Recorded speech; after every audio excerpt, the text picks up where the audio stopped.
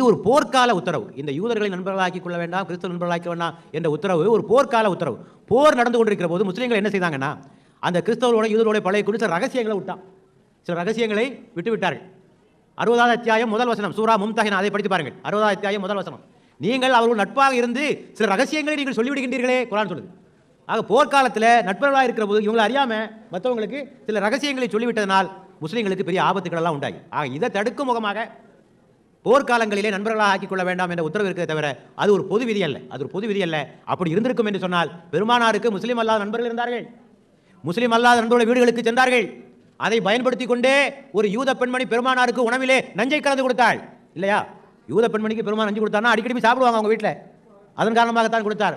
இஸ்லாம் மற்ற சமுதாய மக்களோடு பழகக்கூடாது என்று சொல்லியிருந்தால் முஸ்லீம்கள் இவ்வளவு முஸ்லீம் அல்லாத நண்பர்களை பெற்றிருக்கவே மாட்டார்கள் இல்லையா?